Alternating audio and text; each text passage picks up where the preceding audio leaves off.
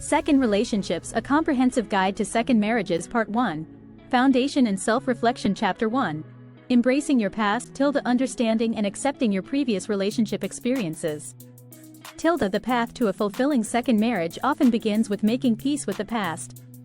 For many, the residue of a previous relationship, whether a divorce, the loss of a partner, or a less formal ending, can linger, influencing present emotions and behavior. Before you move forward, it's essential to acknowledge, process, and integrate those past experiences. The weight of the past previous relationships can cast long shadows. Here's how unresolved past experiences might manifest. Unintentional comparisons. Drawing comparisons, even subconsciously, between your new partner and your ex. Fear of repetition. Anxiety about repeating past mistakes or getting hurt again. Trust issues. Difficulty trusting a new partner or even yourself. Lingering emotional baggage. Unresolved grief, anger, resentment, or guilt that spills into your current relationship. Finding closure. It's vital to unpack that baggage before embarking on your second relationship journey. Here's how. Acknowledge your feelings. Give yourself permission to feel, without judgment, whatever emotions arise. Bottling things up prolongs the healing process. Self-reflection. Explore the lessons you learned from your past experiences. Consider these questions. What contributed to the end of your previous relationship? What role did you play? What do you want to be different this time around? Practice forgiveness. This means forgiveness for yourself and your former partner. It's about releasing the burden of grudges, not condoning past behavior. Expert insight. Moving on doesn't mean forgetting. It means allowing those past experiences to inform your choices without dictating them. Dr. Laura Dabney, relationship therapist. A real-life story. Sarah had been divorced for 5 years when she met John. Despite feeling a strong connection, anxieties about her past failures lingered. She found herself constantly comparing John to her ex-husband, becoming hypercritical of his flaws. Through counseling, Sarah realized she still carried guilt over her role in the breakdown of her marriage and feared making the same mistakes. By forgiving herself and focusing on the present, she could finally open up and appreciate John for who he was. Resources for support. Therapy. Individual or couples therapy provides safe space for processing and integrating past experiences. Support groups. Connect with others who've been through similar experiences. Self-help books. Explore books specifically focused on healing after divorce or the loss of a partner. Remember, embracing the past isn't about wallowing in it. It's about self-understanding, laying a firm foundation for a healthy, fulfilling second relationship. Moving forward with hope. By addressing the past, not letting it define you, you gain clarity about what you need from a partner and what you can bring to a new relationship. This newfound self-awareness sets the stage for second-time love and a deeper, more resilient partnership. Chapter 2. The Healing Process. Navigating the emotional journey of healing after separation, divorce, or loss. Whether you choose to end a marriage, lose your spouse to unforeseen circumstances, or your previous relationship simply comes to a natural end, the process of uncoupling can be profoundly painful. Healing from these transitions is essential before embarking on a fulfilling second relationship. This chapter explores the emotional landscape of separation, offers tools for navigating the grief journey, and highlights the importance of personal growth through it all. The emotional roller coaster. The end of a significant relationship can trigger a whirlwind of emotions, including grief, a deep sense of loss, not just for the person but for the shared future you envisioned.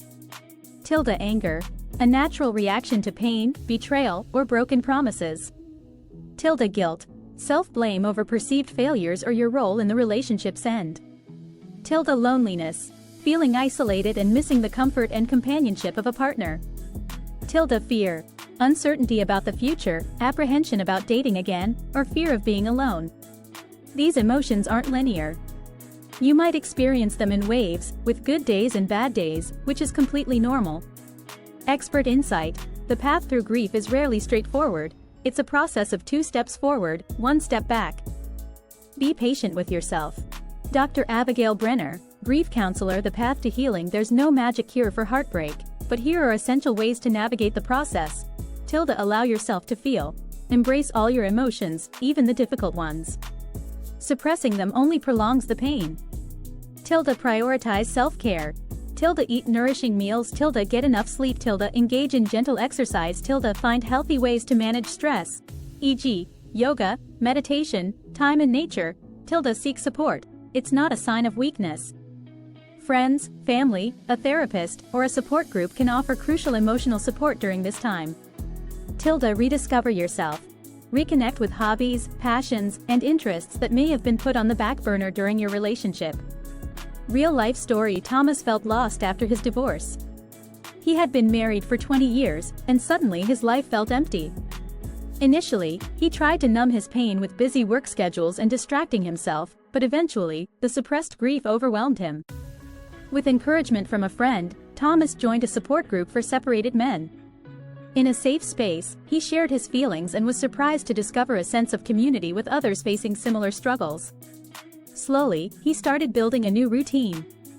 He took up running, reconnected with old friends, and even explored his creative side with a painting class. When to seek professional help if your grief feels debilitating, you struggle to function daily, or turn to unhealthy coping mechanisms, seeking professional help from a therapist or counselor is essential. Transformation through pain. While intensely painful, navigating a separation has the potential for profound personal growth. Reflective questions. What coping mechanisms do you lean towards in difficult times? How can you replace unhealthy ones with nourishing habits? Who is your support system? Are there more people you can reach out to? What aspects of yourself might you wish to explore or nurture now? Resources for support. Therapy. Look for therapists specializing in grief counseling, separation, or divorce recovery. Support groups. Search online or seek local support groups relevant to your situation. Online resources. Explore websites dedicated to grief support and recovery after divorce, separation. Remember, healing isn't about forgetting the past, but about integrating those experiences into your life story. By prioritizing your emotional well-being, you build resilience, self-understanding, and lay the foundation for a healthier, more fulfilling future and a stronger second relationship. Chapter 3. Learning from the past. Identifying lessons from previous relationships to foster growth. The phrase, learning from your mistakes, may be a cliché, but it holds profound truth for entering a second marriage. Our past relationships, whether successful or not, provide a wealth of wisdom. By taking a thoughtful, non-judgmental look at these experiences, you gain valuable insights that empower you to make more conscious and intentional choices in your new relationship. Why reflect on the past? There's power in understanding why previous relationships did not work out and how your own contributions may have played a role. Here's why it matters. Avoid repeating patterns. Identify unconscious habits, communication issues, or unhealthy relationship dynamics you want to avoid repeating. Recognize your needs. Gain greater clarity about the qualities you value in a partner and what type of relationship truly fulfills you. Growth opportunity. Examine your own strengths and weaknesses to pinpoint areas where personal growth will enhance your partnership. Breaking free from blame. Moving away from the blame game towards shared accountability helps you create a healthier connection, especially in a second marriage. Expert insight. Your past relationships are a treasure trove of information. By unearthing the hidden gems of insight, you can create a roadmap for a more satisfying future. Karen Brody, marriage and family therapist. Honest self-examination. Reflect on these questions, either in a journal or in conversation with a trusted friend or therapist. Recurring issues. Were there common themes that contributed to the breakdown of past relationships? E.g., poor communication, incompatibility, lack of trust. Your role. How might your actions, choices, or expectations have contributed to the dynamic? Unmet needs. What were you missing or needing in your previous relationships? What you've learned. What are the most valuable lessons about yourself and relationships? Real-life story. Jenna entered her first marriage young and with idealistic expectations. Over time, she realized they had incompatible values and life goals. While her divorce was amicable, she felt a pang of failure. Before dating again, Jenna spent time reflecting. She recognized she had put her own dreams on hold for her partner.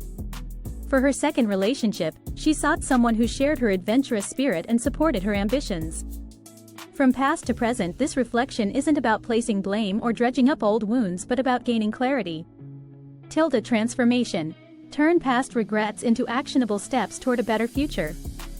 Open communication. Use your insights as a starting point for open, honest dialogues with your new partner about past experiences and what you've learned. Resources for exploration. Books. Search for books on gaining self-awareness from past relationships or understanding recurring patterns. Worksheets, quizzes. Some relationship experts offer online resources to aid this type of self-reflection. Therapy. Individual or couples therapy provides safe, non-judgmental support to process past experiences and how those affect current relationships. Remember, there's power in vulnerability. By facing your past without fear, you empower yourself to choose a love that's better aligned and create a fulfilling, enduring partnership in your second marriage. Chapter 4. Your relationship with yourself. Cultivating self-love and independence before entering a new relationship. It may sound counterintuitive, but the best way to ensure a thriving second relationship is to focus on the relationship you have with yourself first. Self-love, a healthy sense of identity, and the ability to maintain some individuality pave the way for a more balanced, satisfying, and enduring partnership. The importance of self-love. Self-love is more than spa days and bath bombs. It's a deep sense of worthiness, self-compassion, and knowing you are enough, regardless of external circumstances. Here's why it matters. Resilience. A foundation of self-love helps you navigate relationship challenges with a healthier mindset and bounce back from disagreements. Boundaries. Self-love allows you to understand your own needs and set healthy boundaries within the relationship.